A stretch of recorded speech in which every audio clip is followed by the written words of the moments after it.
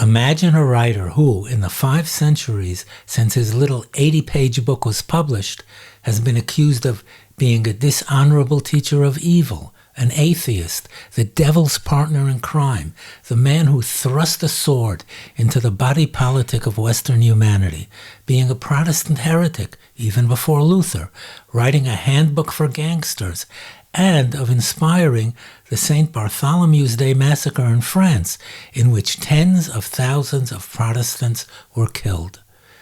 If you haven't already guessed, the writer was Niccolò Machiavelli, and his dangerous, immoral little book was The Prince, in which he advised princes that to hold on to their power, it was perfectly all right to ignore the rules of Christian morality, that they could lie, steal, and even murder their opponents and their entire families, if needed, that they could be what later generations would call Machiavellian.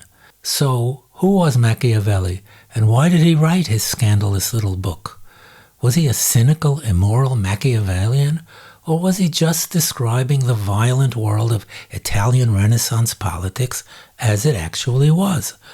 What exactly did he do to deserve his disreputable reputation? Let's find out. My name is Alex, and welcome to Depth History, where we talk about how the human condition created and creates the human condition. Niccolò Machiavelli may be the only writer whose name has become a highly negative, value-laden adjective, an insult. To call someone a Machiavellian is to accuse him of being deceitful, cunning, duplicitous, dishonest, unscrupulous, that he uses clever, manipulative, fraudulent methods to achieve his evil goals. It's a value judgment about his moral stature.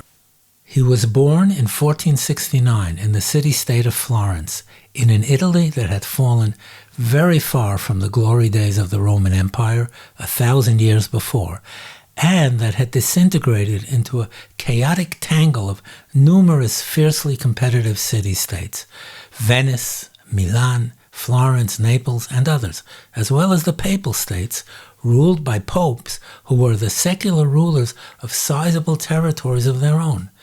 These city-states were constantly fighting wars with each other, invasions, massacres, betrayals, snatching territories from each other, forming and breaking alliances and treaties, as well as being repeatedly invaded by foreigners, France, Spain, the Swiss, and the German so-called Holy Roman Emperor.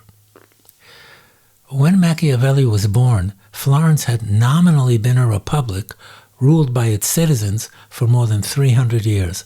But since 1434, it had in practice been ruled by a corrupt banking family, the Medici.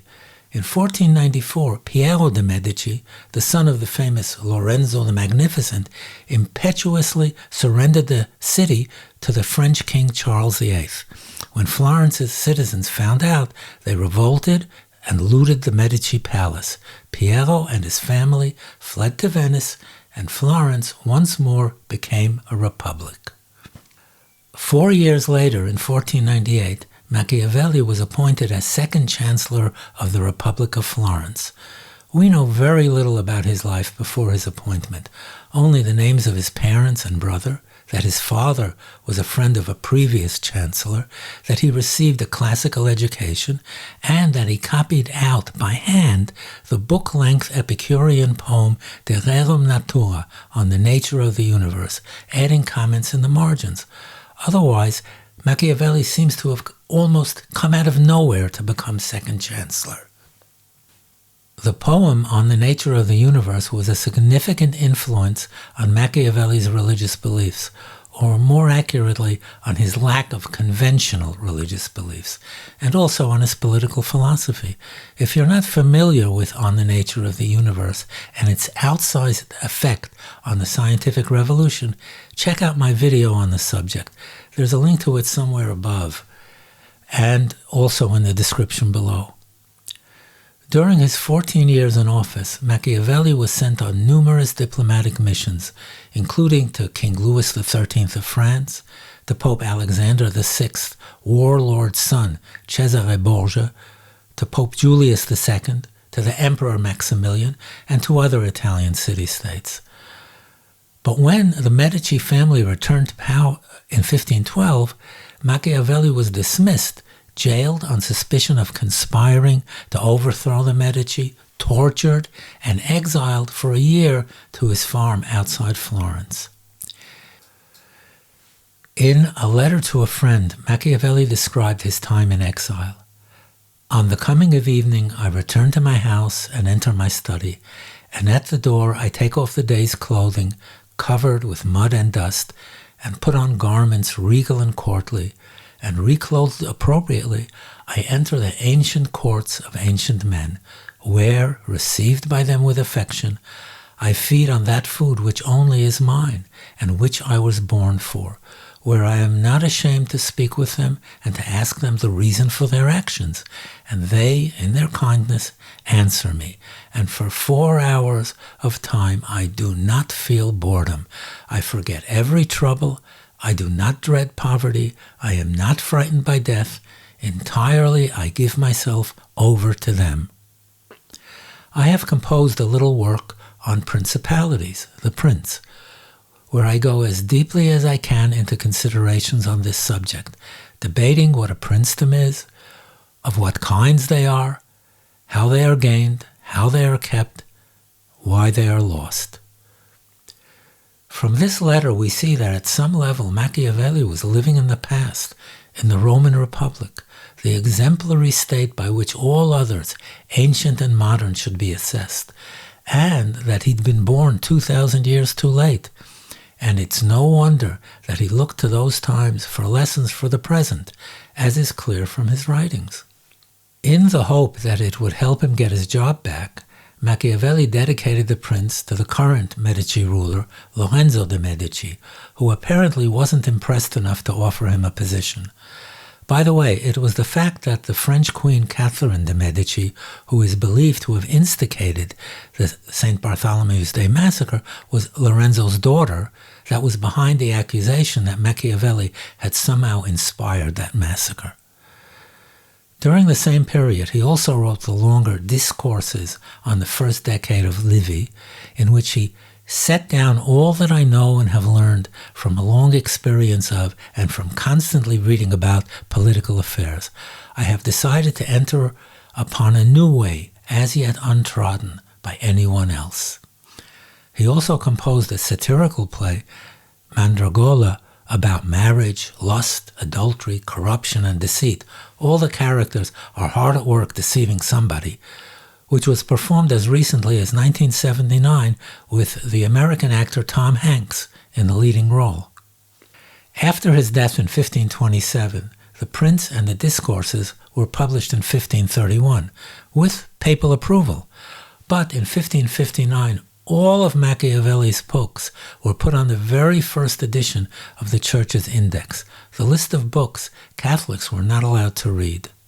Since then, The Prince has been translated into every modern language. It has never gone out of print, it has never stopped being talked about, and, together with its author, it has never stopped being vilified and condemned. In medieval times, a popular genre known as mirrors for princes urged a high standard of virtuous behavior on Christian princes, because any personal moral shortcomings would cause their people to be afflicted by floods, famines, and foreign invasions. Machiavelli's writings absolutely did not fit into this well-established genre. Here are some of Machiavelli's scandalous ideas, the ideas that earned him and his books the disrepute they still have today.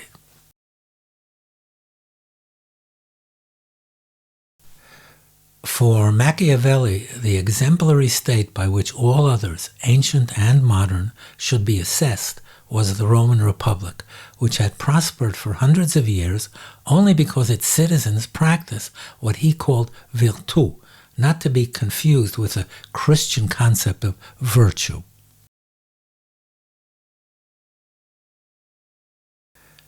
Virtu is a purely pagan concept centered on a civil spirit, courage, fortitude, audacity, and skill. the quality of mind and action that creates, saves, or maintains cities, and enables them to expand their territory by conquering their neighbors. Virtu is a political morality, not a personal or religious morality. It has nothing to do with the Christian virtues of charity, mercy, sacrifice, love of God, forgiveness of enemies, or faith in an afterlife. Where virtu and Christian virtue conflict, the choice is clear. The fact is that a man who wants to act virtuously in every way necessarily comes to grief among so many who are not virtuous. Therefore, if a prince wants to maintain his rule, he must be prepared not to be virtuous. Taking everything into account, he will find that some of the things that appear to be virtues will, if he practices them, ruin him, and some of the things that appear to be vices will bring him security and prosperity. A prudent ruler cannot and must not honor his word when it places him at a disadvantage. Pope Alexander VI never did anything or thought of anything other than deceiving men, and he always found victims for his deceptions. A certain contemporary ruler never preaches anything except peace and good faith, and he is an enemy of both one and the other. And if he had ever honored either of them, he would have lost either his standing or his state many times over. In other words, the most important thing for a prince is to stay in power. But if he's a good Christian, if he's virtuous, then someone who is not a good Christian will quickly replace him, and there are always many ambitious people waiting in the wings who are not good Christians. It is a sound maxim that reprehensible actions may be justified by their effects, and that when the effect is good, it always justifies the action. In other words, the end really does justify the means, even reprehensible means. Mirrors for princes urged compassion and forgiveness on princes, but Machiavelli took a different approach. It is far better to be feared than loved if you cannot be both, for love is secured by a bond of gratitude which men, wretched creatures that they are, break when it is to their advantage to do so, but fear is strengthened by a dread of punishment which is always effective. When the form of government has been changed, it is in all cases essential that exemplary action be taken against those who are hostile to the new state of affairs. He who establishes a tyranny and does not kill Brutus, and he who establishes a free state and does not kill the sons of Brutus, will not last long. In other words, being merciful is the surest way for a prince to be overthrown by someone who is not merciful. The Brutus to whom Machiavelli refers was the semi-legendary founder of the Roman Republic, who expelled the last Roman king. And when he discovered that his own sons were plotting to overthrow the Republic and restore the king, had them executed while he watched. Machiavelli was, in the judgment of his friends, certainly not typically devout. The rulers of a republic or of a kingdom, therefore, should uphold the basic principles of the religion which they practice in. They should also foster and encourage everything likely to be of help to this end, even though they be convinced that it is quite fallacious. Owing to the bad example set by the court of Rome, Italy has lost all devotion and all religion. The first debt which we, Italians, owe to the church and to priests, therefore, is that we have become irreligious and perverse, but we owe them a yet greater debt, which is the second cause of our ruin. It is the church that has kept and keeps Italy divided, for which our Italians have to thank the church and nobody else. In other words, it's crucial that the people are devoted to their religion, even if that religion is false, because only religion keeps the people docile and less likely to rebel. But the Church and its popes have failed in this. Even more outrageous is Machiavelli's condemnation of the ruler of Perugia for not killing Pope Julius II when he had the opportunity. Prudent men who were with the Pope were astonished at the Pope's rashness and at the cowardice displayed by Giovanpagolo, nor could they understand how it came about that the latter did not acquire perpetual fame by getting rid of the enemy at a single stroke and enriching himself with the booty, for with the Pope were all the cardinals in all their splendor. Machiavelli considered the gentry, an idle class living on the revenue derived from their estates, to be the greatest danger to a republic. Where the gentry are numerous, no one who proposes to set up a republic can succeed unless he first gets rid of the lot. Those states where political life survives uncorrupted do not permit any of their citizens to live after the fashion of the gentry. On the contrary, they maintain their perfect equality and are extremely hostile to lords and gentry, and kill them. Such men are a pest in any republic and in any province. In other words, sometimes the solution to class conflicts is simply to kill the members of the troublesome class. Machiavelli rejected the idea that rulers must always obey Christian ethics and morality, but so did other political writers such as Thomas Hobbes, and they haven't been vilified in the same way. Why? What was so different about Machiavelli? The British historian of ideas, Sir Isaiah Berlin, has suggested that Machiavelli earned his reputation because he said that Christian morality, charity, mercy, sacrifice, love of God, and the Christian virtues is not the only valid morality. For princes, there is a more appropriate and equally valid morality, pagan morality, the morality of virtu, not virtue, which values courage, vigor, fortitude in adversity, public achievement, order, discipline, strength, and justice. Machiavelli did not deny that what Christians call good really is good, or that what Christians call evil really is evil. He said only that choosing Christian morality condemns a person to political impotence, to being crushed by the powerful and unscrupulous, but choosing a pagan morality enables the creation of a glorious community like those of Athens or Rome. Each morality is valid in its own sphere, one in the political and one in the personal. Individual citizens can choose Christian morality if they like, but then they cannot participate in political life. But princes cannot choose Christian morality. They can only choose virtu, pagan morality, because Christian morality is an insurmountable obstacle to creating a functioning community that not only satisfies human desires and interests, but that can also survive for centuries, as did the Roman Republic that Machiavelli and his fellow Renaissance humanists so admired. Machiavelli dethroned Christian morality from its role as the only guide to virtue, incidentally exposing how even the Church, and especially its popes, consistently violated the very Christian morality they preached to others. So, in short, it was Machiavelli's message that sometimes it's actually perfectly moral to be Machiavellian that ultimately earned him the reputation of a dishonourable teacher of evil.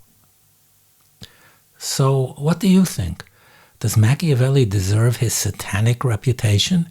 Is it really so dangerous for a prince to be ethical? Do you agree with Sir Isaiah Berlin's analysis? Let me know in the comments. If you'd like to support the channel, why not buy me a coffee at the link below?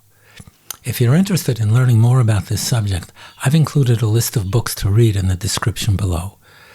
Please join me for the next episodes, where we'll be examining in detail individual areas like the rise of religious skepticism and disbelief, human rights, women's rights, the long process of not quite abolishing slavery, and more. By the way, if you enjoyed this video, please click the like icon, share the video, subscribe, and ring the bell so that you'll be notified of new videos as soon as they come out. Thanks for watching, and see you next time.